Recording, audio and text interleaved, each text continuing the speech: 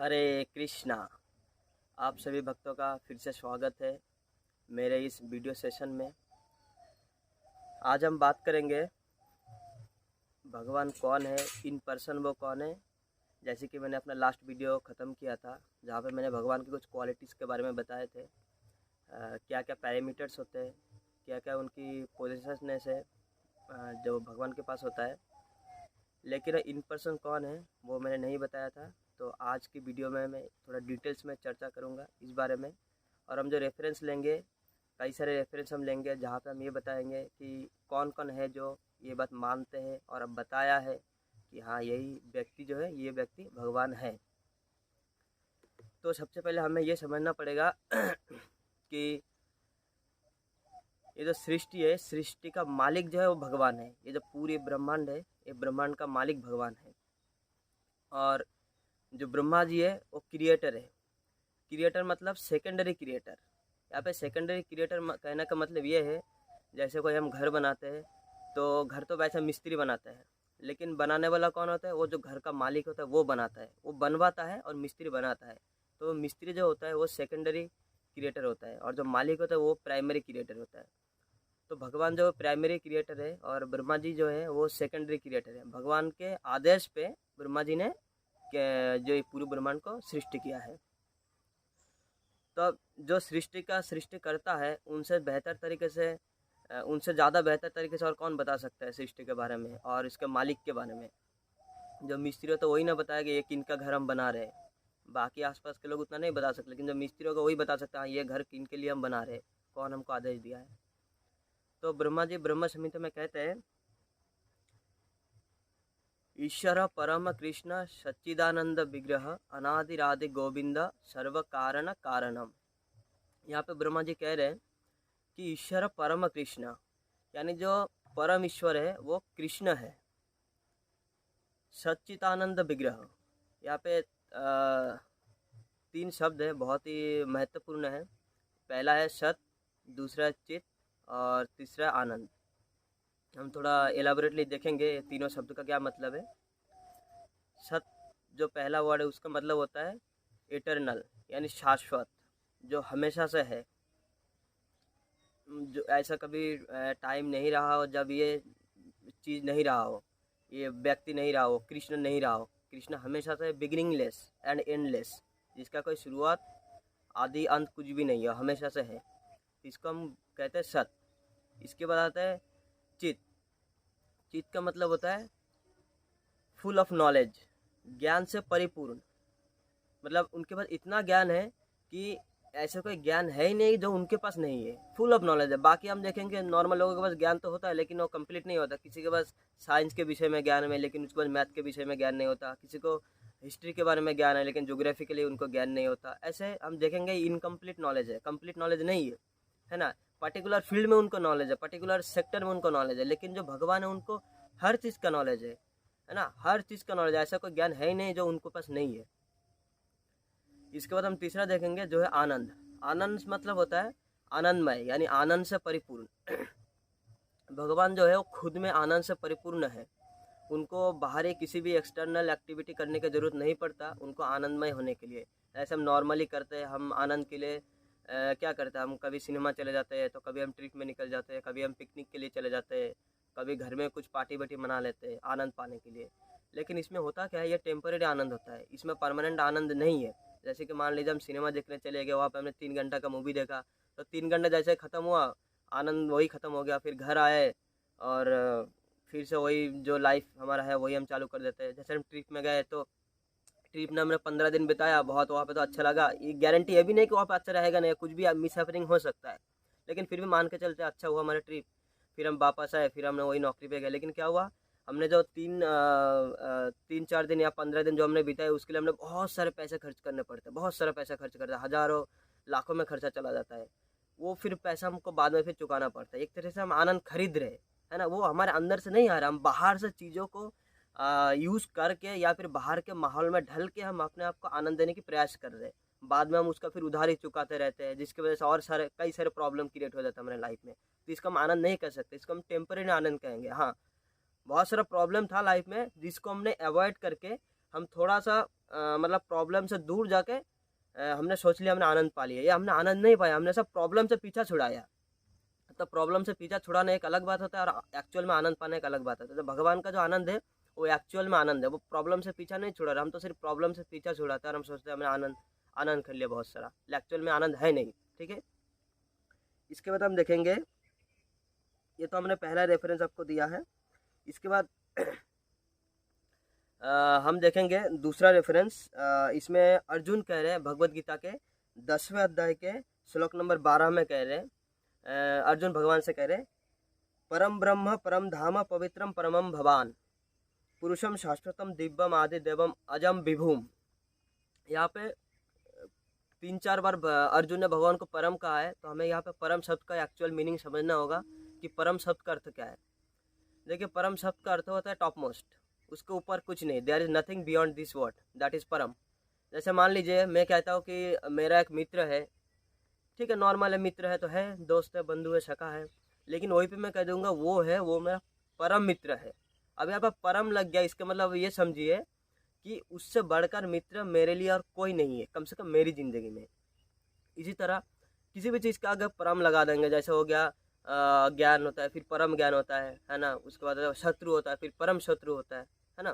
तो परम अगर लगा दिए तो समझ लीजिए उसके ऊपर कुछ नहीं है, वो सबसे टॉप मोस्ट है। तो इसी तरह भगवान को अर्जुन कह रहे कि आप जो परम ब्रह्म है, यानी आपसे बढ़कर कोई ब्रह्म नहीं है।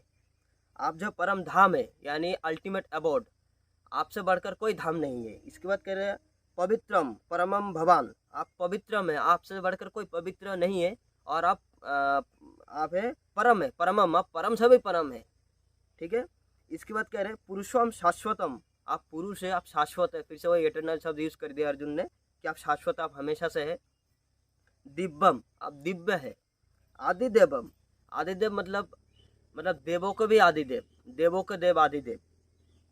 अजम, अजम मतलब यहाँ पे हमें सुनना पड़ेगा, अजम मतलब होता है अजन्मा, यानी बर्थलेस, जिसका कभी जन्म नहीं हो सकता, जो पहले से है। नॉर्मली हम लोग तो जन्म लेकर आते हैं, कुछ काल तक रहते हैं, फिर हम चले जाते हैं, लेकिन भगवान जो हमेशा से, उनका कभी जन्म नहीं हुआ। ऐसे लीला करने के लिए वो यहाँ पे आते हैं, प्रकट होते हैं, है ना। जैसे सूर्य क्या होता है, कभी पूरब से उगता है, फिर पश्चिम में डूब जाता है, हमें लगता है कि सूर्य डूब गया, लेकिन एक्चुअल में डूबता नहीं है, सूरज हमेशा से वहीं पे है, बस हमें नहीं दिखाई देता। इसी तरह भगवान भी है, वो प्रकट होता है फिर अप्रकट होता है, उनका जन्म या मृत्यु नहीं हो सकता, इसलिए यहाँ पे अर्जुन ने उनको अजम कहा है, अजन्मा। इसके बाद कह रहे विभुम, आप जो हो सर्वश्रेष्ठ है ना, सर्वोत्तम है, सबसे उत्तम, सर्वश्रेष्ठ, सबसे ऊपर आप है।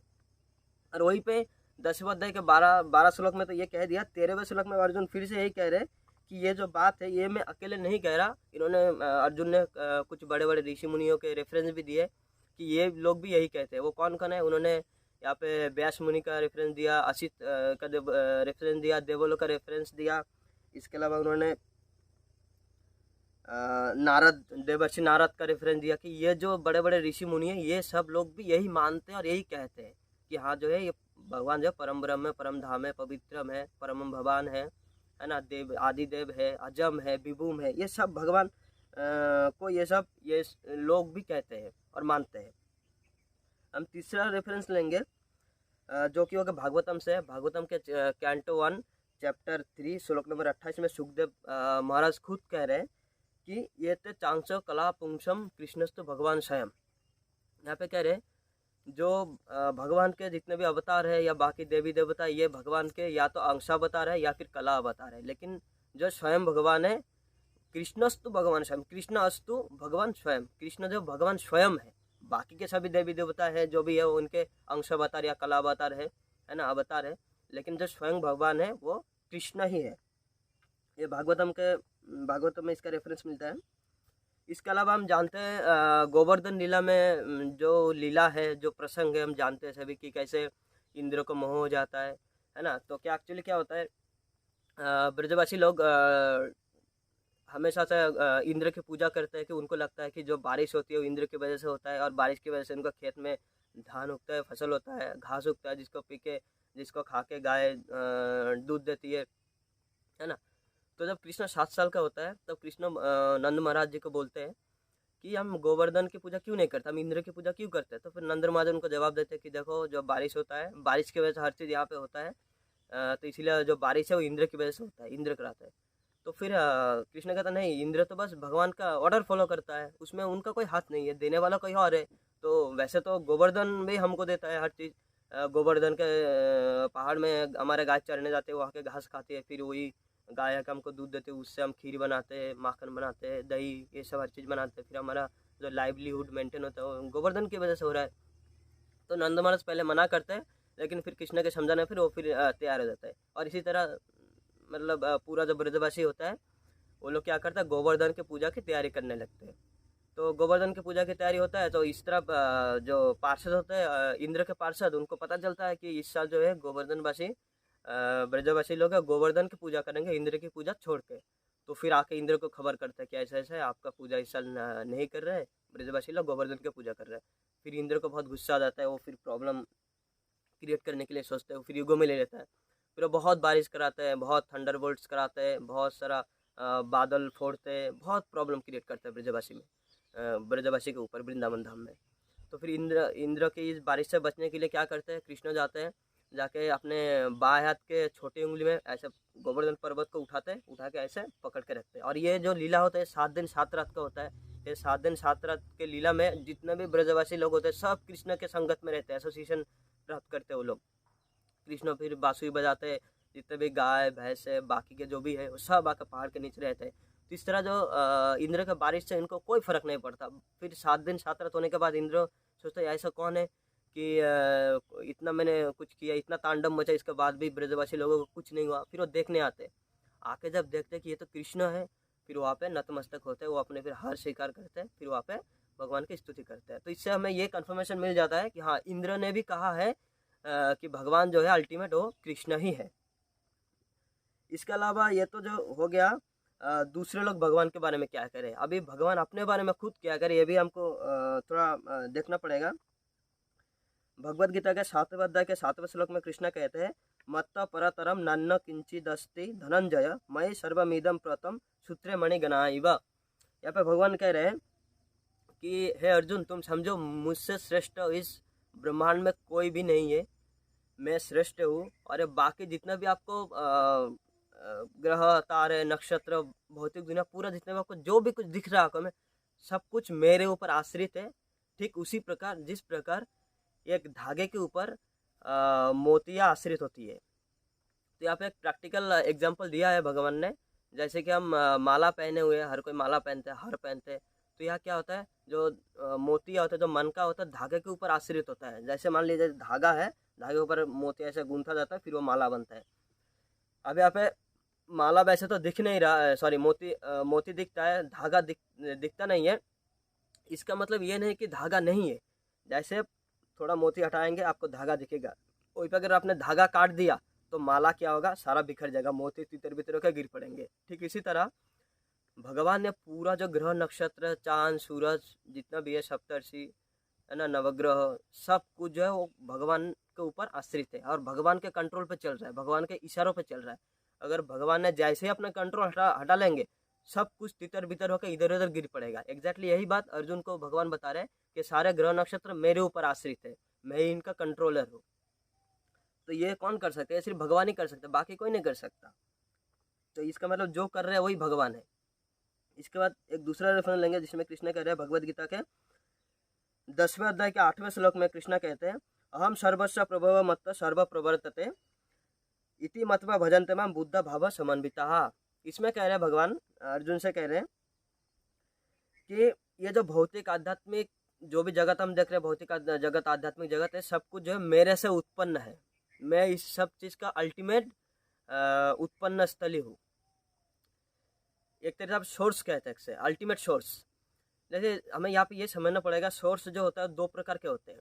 एक होता है इमीडिएट सोर्स, दूसरा होता है अल्टीमेट सोर्स। जैसे मान लीजिए हम कहते हैं कि हमको कुछ चीज़ें खाना है, जैसे मान लीजिए हमको समोसा खाना है, तो हम समोसा कहाँ से लाएंगे, हम दुकान से लाएंगे, है ना। तो वो जो दुकान हो गया हमारे लिए क्या होगा, इमीडिएट सोर्स, यानी जो मेरे से जस्ट पीछे पहले समोसा दुकानदार के पास था, इसीलिए वो मेरे लिए इमीडिएट कॉज हो गया, इमीडिएट सोर्स। लेकिन दुकानदार कहाँ से लाया, अब दुकानदार जब लाया वो मैदा लाया, ये सब लाया, है ना, आलू लाया, सब कुछ बनाया, लेकिन ये सारा चीज़ कहाँ से आ रहा है, ये सारा चीज़ जो आ रहा है वो मिट्टी से आ रहा है। धरती माँ से आ रहा है। तो इसका मतलब जो ये समोसा हम खा रहे हैं, इसका जो अल्टीमेट कॉज हो गया वो धरती माता हो गया, है ना। तो इसी तरह एक होता है इमीडिएट का, जो मेरे लिए दुकानदार था, और अल्टीमेट कॉज जो था वो था धरती माता। धरती माता से आके दुकानदार के पास आ रहा है सब कुछ, फिर वहाँ से फिर समोसा बन के मेरे पास आ रहा है। इसी तरह भगवान कह रहे हैं जो भी चीज़ आप देख रहे हो उसका अल्टीमेट जो सोर्स है वो मैं हूँ, है ना। इमीडिएट में हमें भले ही दूसरा कोई दिखने लगे, लेकिन अल्टीमेट आप ढूंढते ढूंढते और ट्रेस करते करते जाओगे तो अल्टीमेट भगवान ही मिलेंगे। भगवान खुद कह रहे हैं, ठीक है। और साथ में ये भी कह रहे हैं कि जो ये बात जान जाता है वो बुद्धिमान है। देखिए, यहाँ पे बुद्धिमान इसीलिए कहा गया कि अगर आपको पता चल जाएगा कि कोई भी चीज़ आपको कहाँ से एक्चुअल में उत्पन्न हो रहा है, आप उस चीज़ को मान लेंगे, है ना, तो फिर आप बुद्धिमान है। क्योंकि जैसे मान लीजिए कोई बहस करते नहीं, समोसा तो हम दुकान से लाते हैं, लेकिन जो बुद्धिमान है वो बोला ठीक है दुकान से हम लाते हैं। बुद्धिमान लोग क्या बोलेगा, हाँ दुकान से हम लाते हैं, लेकिन उसका अल्टीमेट कॉज तो है मिट्टी से आता है, वो बुद्धिमान है। और जो बुद्धिमान नहीं होगा वो बोलेगा नहीं हम दुकान से लाते हैं, उसको पीछे का पता ही नहीं है, वो पीछे का पता नहीं, इसलिए मानने को भी तैयार नहीं होगा। इसी तरह भगवान कह रहे हैं जो ये बात मान जाता है कि अल्टीमेट सोर्स कौन है, वो फिर बुद्धिमान है। और वो बुद्धिमान व्यक्ति क्या करता है, बुद्धिमान व्यक्ति मेरे पूजा में तत्पर हो जाता है, यानी मेरी भक्ति में सेवा में वो तत्पर हो जाता है, तुरंत वो फिर भगवान का पूजा सेवा अर्चना करने लगता है। ये तो हो गया हमारे जो भी स्क्रिप्चर है, हिंदू स्क्रिप्चर या सनातन स्क्रिप्चर से मैंने बताया।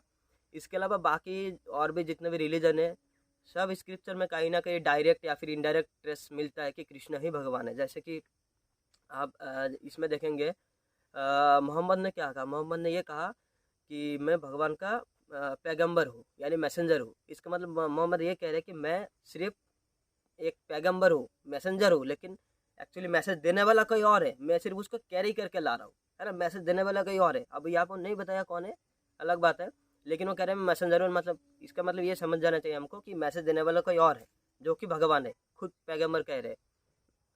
इसके अलावा आप जीसस क्राइस्ट कहते हैं, वो कहते हैं गॉस्पेल जॉन में चैप्टर 14 वर्स 6 में कहते हैं I am the way to the God, I am the son of the God. वो कह रहे हैं भगवान तक पहुंचने के लिए मैं एक रास्ता हूँ, I am not that destination. कह रहे कि मैं सिर्फ रास्ता हूँ, मैं डेस्टिनेशन नहीं हूँ। तो यहाँ पे भी हमें समझना चाहिए कि वो रास्ता है, मतलब हम नॉर्मली हम जानते हैं वो गुरु है ना, वो गुरु है। जैसा हम हमारे में है कि हम गुरु के थ्रू भगवान को जान सकते हैं, भगवान के पास पहुँच सकते हैं। इसी तरह जीसस क्राइस्ट भी कह रहे हैं आई एम द वे, मतलब वो रास्ता है, यानी वो गुरु है, लेकिन भगवान कोई अल्टीमेट जो डेस्टिनेशन कोई और है। इसके अलावा आप सिखिज्म के जो सबसे बड़ा ग्रंथ है गुरु ग्रंथ साहिब, उसमें आप देखेंगे उसमें पेज नंबर 988 988 नंबर पेज में भगवान कृष्ण के बारे में पूरा डिटेल्स में दिया हुआ है। वहाँ पे ये भी दिया हुआ है कि भगवान जो है वो डार्क स्किन है, यानी श्याम वर्ण के होते हैं, भगवान के बाल लंबे लंबे होते हैं, भगवान वृंदावन में विचरण करते हैं, भगवान बांसुरी बजाते हैं। उसके बाद भगवान ने किस तरीके से दुशासन के चंगुल से द्रौपदी को कपड़ा दे करके बचाया, ये सारा उसमें डिटेल्स में दिया हुआ है। बल्कि उसमें ये भी दिया हुआ है कि आसमान से भगवान आते हैं और एलिफेंट को बचाते हैं, हाथी को बचाते हैं। तो क्लियरली हमें समझ जाना चाहिए। तो गजेंद्र मोक्ष लीला के बारे में बता रहे हैं गुरु ग्रंथ साहिब में, है ना। इसके अलावा उसमें ये भी दिया हुआ है कि राम ने किस तरह से गौतम ऋषि के पत्नी अहिल्या का उद्धार किया, बहुत डिटेल्स में उसमें दिया हुआ, आप लोग देख सकते हैं पेज नंबर 988 988 नंबर पेज में। तो इस तरह हमने देखा कई सारे स्क्रिप्चर से हमने रेफरेंस लिया, श्लोक संख्या बताया, अध्याय भी बताए, उसमें आप चेक कर सकते हैं या पढ़ सकते हैं, पढ़ के आप समझ सकते हैं कि एक्चुअल में भगवान कौन है। लेकिन यहाँ पे सबसे बड़ा सवाल ये उठता है कि हम जो स्क्रिप्चर से रेफरेंस दिए स्क्रिप्चर से, वो स्क्रिप्चर को हम क्यों माने, उसका क्या ऑथोरिटी है। तो इसके बारे में अपने आप में एक सेपरेट वीडियो बनता है जो मैं कि बहुत जल्दी लाऊंगा, जिसमें मैं ये बताऊंगा कि जितने भी प्रमाण है कितने प्रकार के प्रमाण होते हैं और उसमें स्क्रिप्चर का क्या लेवल है उस प्रमाण के अंदर, उसके बारे में एक अलग से एक वीडियो में जल्दी ही लाऊंगा, जिसमें आपको मैं बता दूंगा डिटेल्स में थोड़ा। उसमें भी हम थोड़ा लॉजिकल वे में लॉजिकल एंगल भी लेंगे कि स्क्रिप्चर को हम क्यों माने। तब तक के लिए आप सभी को धन्यवाद। हरे कृष्णा।